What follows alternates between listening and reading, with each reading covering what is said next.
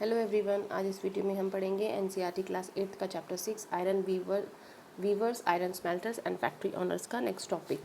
इस वीडियो में अब इससे प्रीवियस वीडियोस में अब तक हमने काफ़ी कुछ स्टूडेंट्स जो है पढ़ा है और काफ़ी कुछ हम लोगों ने देखा कि किस तरह से यहाँ पे कॉटन टेक्सटाइल्स जो है उनका डिक्लाइन हुआ, फिर वापस से उनका उदय हुआ।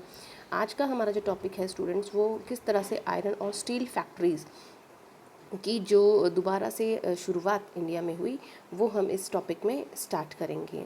तो इसमें अब तक हमने जो है टीपू सुल्तान के बारे में भी पढ़ा है, उनकी तलवार के बारे में, उनकी जो तलवार की जो शार्पनेस थी, कितनी स्ट्रॉन्ग थी, वो सब चीज़ें हम अपने इस जो पहले के वीडियोज़ हैं उनमें हम डिस्कस कर चुके हैं। तो आज हम डिस्कस करते हैं iron and steel factory come up in India. There the year was 1904, 1904 का साल था। In the hot month of April की गर्मी थी। Charles Weld an American geologist, Charles Weld जो है एक अमेरिकन जियोलॉजिस्ट थे, and Dora ji Tata the eldest son of the Jamshed Tata, Jamshed ji Tata के जो बड़े बेटे थे, दोराबजी टाटा, वो travelling in Chhattisgarh in search of the iron ore deposits. ये दोनों ही व्यक्ति जो हैं अच्छे आयरन ओर की डिपॉजिट्स के लिए जो है तलाश कर रहे थे। They had spent many months, कई मंथ उन्होंने घूमा ऑन अ कॉस्टली वेंचर, काफ़ी खर्चा उन्होंने किया, looking for search of good iron ore to set up a modern iron steel plant in India. क्योंकि ये आधुनिक आयरन और जो लो इस्पात का जो हम कहें कि फैक्ट्री यहाँ पे लगाना चाहते थे, और वो काफ़ी अपना पैसा जो अपना जमा पूंजी थी वो इसके ऊपर खर्च करने को तैयार थे। फिर हम कहें but this could not be done without identifying the source of fine quality of ore. लेकिन ये चीज़ तब तक संभव नहीं थी जब तक उन्हें अच्छी क्वालिटी का लो इस्पात का जो आयरन ओर है वो मिले, लो अयस्क मिले। One day after travelling for many hours in the forest, एक दिन जंगलों में घंटों घूमने के बाद Weld and Dorabji came upon a small village, एक छोटे से गांव में वो दोनों पहुंचते हैं, and found a group of man and womens carrying basket loads of iron ore. और उन्होंने देखा कि कुछ महिलाएं और पुरुष जो हैं टोकरियों में भर भर के आयरन ओर लेके जा रहे हैं। दीज पीपल्स वर एग्रीज, ये लोग जो है एग्रीज जाति के थे। वेन आज whether they had found the iron ore, जब उनसे पूछा गया कि आयरन ओर कहाँ से लाए, the Agarias pointed to a hill in the distance, थोड़ी ही दूरी पर एक पर्वत की ओर उन्होंने इशारा किया। Weld and Dorabji reach to the hill after an exhausting trek through dense forest, घने जंगलों से होते हुए दोनों ही व्यक्ति जो हैं वेल्ड और दोराबजी उस पहाड़ी तक पहुंचते हैं। On exploring the hill the geologist, जैसे ही पहाड़ी के पास वो पहुंचते हैं, जियोलॉजिस्ट जो होता है वेल्ड, उसने घोषणा कर दी that they had the last found, कि आखिरकार उन्हें मिल गया what they had to be looking for, जिसकी उन्हें तलाश थी। Rajhara hills had one of the finest ore in the world, क्योंकि राजहारा हिल्स में पाए जाने वाला जो आयरन ओर है वो विश्व का सबसे फाइनेस्ट ओर पा है। But there was a problem, लेकिन वहाँ एक समस्या थी। द रीजन वॉज ड्राई, वो क्षेत्र काफ़ी सूखा था, and water necessary for running the factory, और फैक्ट्री की शुरुआत के लिए उन्हें पानी की ज़रूरत थी। was not to be found nearby, और यहाँ कहीं पर भी पानी नहीं था। The Tatars had to continue their search for a more stable place to set up their factory. अब ये एक ऐसी जगह की तलाश करने लगे जहाँ उन्हें आसपास पानी मिले और जहाँ पे ये अपनी फैक्ट्री स्टैब्लिश कर सकें। However, the Agris helped in the discovery of a source of iron ore, कि जिस तरह से एग्रिस लोगों ने उनकी हेल्प की आयरन ओर ढूंढने में, that would later supply the Bhilai steel plant, और फिर वहाँ पे उन्होंने कुछ समय दूरी पर ही जो है भिलाई स्टील प्लांट वहाँ पे ओपन किया।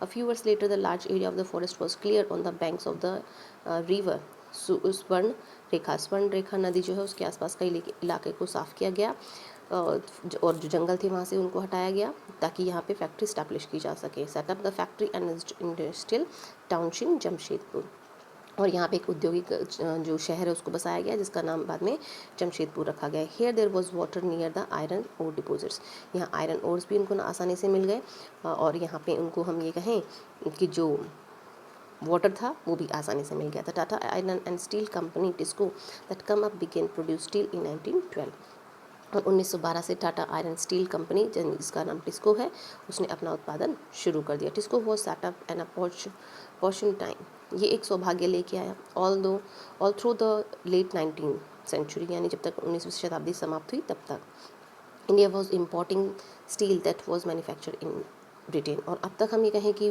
भारत जो है ब्रिटेन से जो है आयरन और स्टील जो है इंपोर्ट कर रहा था, आयात कर रहा था। Expansion of railway in India, Bharat में रेलवे ट्रैक्स को बढ़ाने के लिए। That had proved a huge market of rails that Britain produce, और यहाँ पे ब्रिटेन से लाया हुआ जो आयरन था उसको बड़ी मात्रा में इस्तेमाल किया जाता था। For a long for a long while British experts in the Indian railway were unwilling to believe.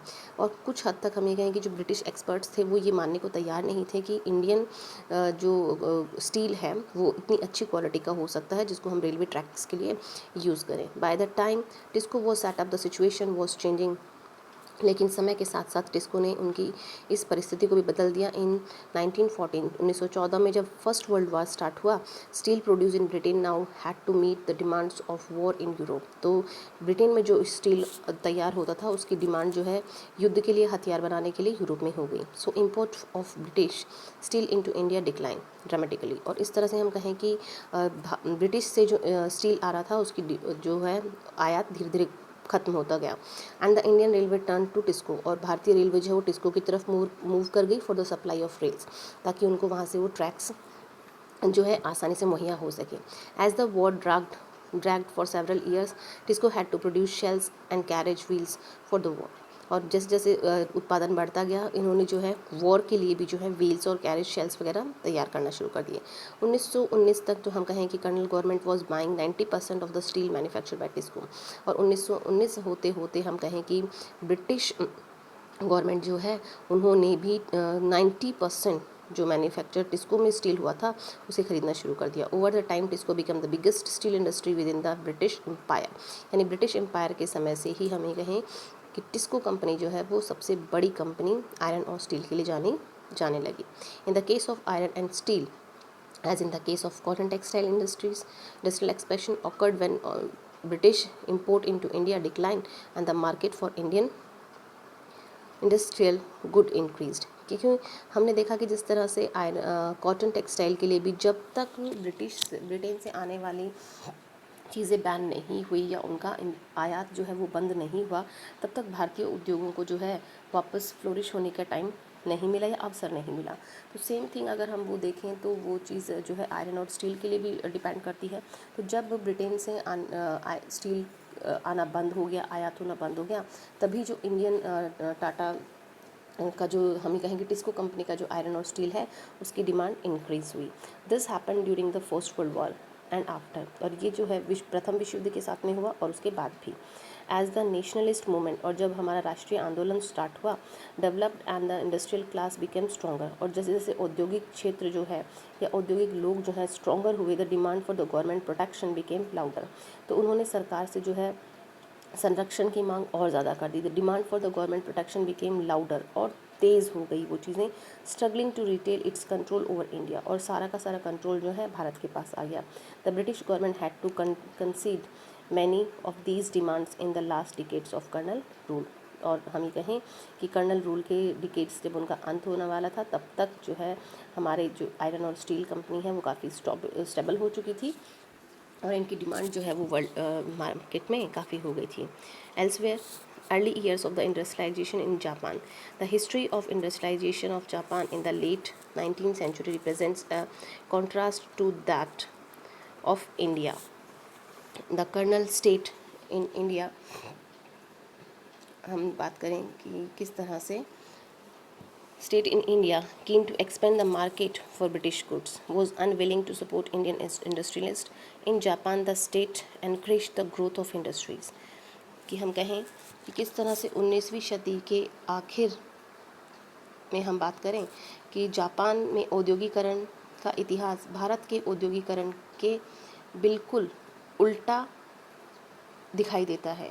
Bharat में उपनिवेशिक सरकार ब्रिटिश वस्तुओं का व्यापार बढ़ाना चाहती थी, इसलिए हम कहें कि उसने भारतीय उद्योगपतियों को किसी तरह सहायता नहीं दी। दूसरी तरफ जापान की सरकार ने अपने देसी उद्योगों को खुलकर बढ़ावा दिया।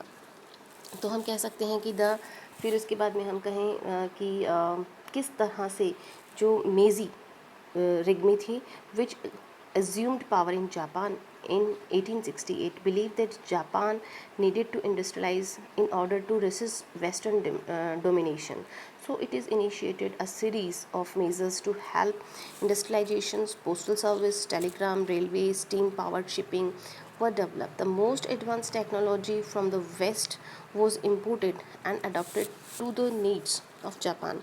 Foreign experts were brought to train Japanese professionals, industrialists were provided with a generous loan for investment by banks set up the government.